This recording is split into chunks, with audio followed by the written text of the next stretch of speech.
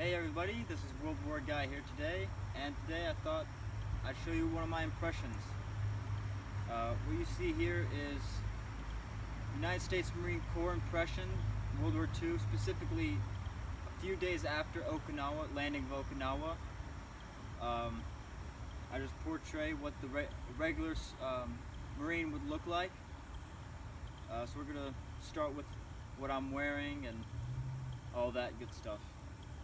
Alright, so first to get out the way, this is just I made this myself. It's a M1 Grand. Nothing really much on it. It's just for videos like right now. So we'll put this down. Alright.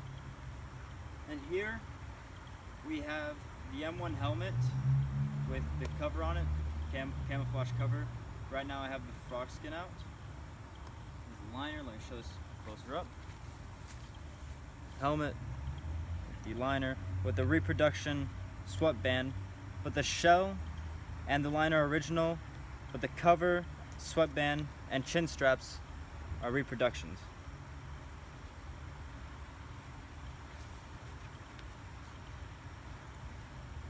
Next, I guess we'll just go on what's next and all that. We have the gas mask bag here. Here's the gas mask bag. At this point, they would most likely would have thrown out their gas mask and just put whatever they wanted in here. Right now, I just have a bunch of just random clothing, just to make it filled up a little. After that, we have bandoliers here. Marines during World War II, they carried as much ammo as they could. So you have the cartridge belt, bandoliers. There could be ammo in your gas mask bag as well. So I got two bandoliers. This one's a reproduction, some cheap Chinese one. And this is an original one. Here. And then let's move on to the pack. The pack I have, I'll show you first, is the 782 pack. Again, it's the, as you've seen my World War II pack video, this is in it, but it's just a cheap Chinese one. But it's the same one that Marines would have worn during World War II. As you see, I have my entrenching tool on the side. I've seen one photograph of a Marine doing it for the invasion of Peleliu, but I wouldn't be surprised if they did it again at Okinawa. And I also kind of did it just to explain to you, some Marines like to do it differently, apparently. Normally it'd be on the back here, but it's on the side here. And then I have the entrenching tool, which was more common to see during the end of the war instead of the M1910 T-handle shovel. Alright, let me move this so you can see better. Next, we'll move on to the webbing. Here we have the Marine Corps suspenders, which actually could attach to the pack, but I like to do it separately so you can remove the pack and just have cartridge belt. We'll move that too, because there we go. Alright, so the webbing here, we have the M1 Grand cartridge belt.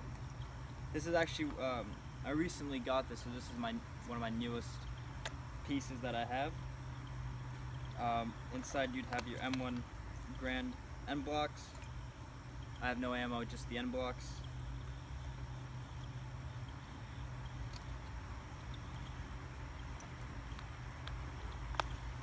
And then we'll go this way. Here we have the Jungle First Aid pouch, which was very common in the Pacific. I mean, it was made for the Pacific as jungle. Inside you just have a whole bunch of different medical supplies.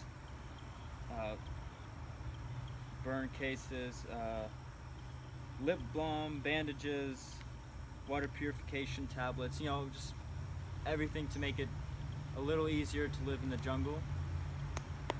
And then under that attached, I just have a World War I M1910 first aid pouch, which Marines a lot of the time had a lot of World War I issued items issued back to them. Now, of course, this is late war, so you'd probably see more of the M1942 or the 24 first aid pouch instead of this, but it was still seen, by some Marines. Some Marines still had them. Then we have the canteen, which I did a video on my canteens as well, but we can go over it again. This is the third pattern canteen cover. Again, later war, so you'd see more of these. These are the dog ear flaps. And inside just having an enamel canteen. And going on this side here, I just have a regular Army pattern, the M1942 pattern. A lot of Marines would be issued Army equipment, so it wasn't uncommon to see Marines with Marine Corps covers as well as Army covers. Inside just have a canteen and cup. And here we have the K-bar. Now this one is, if you see, it says it's actually for the Navy, this one, but it's the exact same K-bar that the Marines would have had during World War II. As you see here, I'll try to show it to you guys.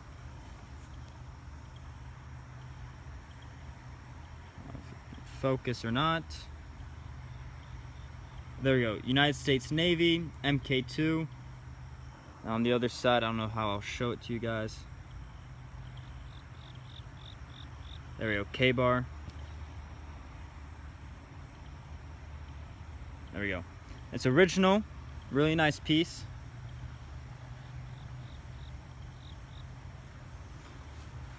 Normally the cover for the K-bar would have been a brown, but like I said, this one's a Navy issue, so I'm guessing that's why it's black. I'm not entirely sure, honestly. Alright, my P41 Utility Jacket. This one is a pretty bad reproduction from at the front. It's just way too long. Normally, honestly, it'd be up to here. So you have that distance. But this is all I have. World War II impressions, they're all out so far that I know of. But besides that, the quality is still nice. It's still durable, HBT.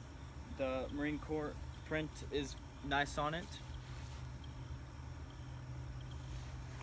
Really the only problem is the length, honestly. Then we have at the front trousers. The trousers are not as bad. I mean, they're still very long. They're still very long, but you can easily just roll them up. So it's not that big of an issue if you don't want to spend too much money on the pants.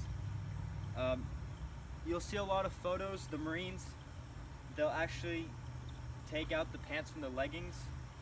So they'd have the leggings under and then the pants over, mostly because, it's a very tropical climate, very hot. And so by taking it out, it kind of air out. You can also see Marines without leggings, but a lot of them, they would still keep their leggings on. And then I just have the Army pattern boondocker, or not, my bad, the roughouts, which are very similar to the Marine Corps boondockers, just a little different. But again, the Marines were issued a lot of Army equipment, so it would not be impossible to see a Marine with Army boots. Alright, that's about it, really. And then, of course, when it rains, you're in the jungle, it's raining, and you don't want to get wet, you'll have your poncho. Here, let me just undo it real quick.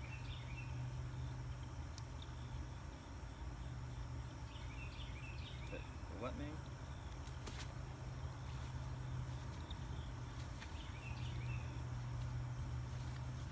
Just unroll it. Now you could have this in the pack or over the pack, around it. It's not really a rule for where it goes. And then you have one side, which is the beach camo. On the other side, it is the frog skin camo. Slip it over you like this. There's a certain way you put it on. I'm not exactly sure, and I'm not gonna take too much time to put it on. There we go, you put it over your equipment to keep it as dry as you could. And then, there you go.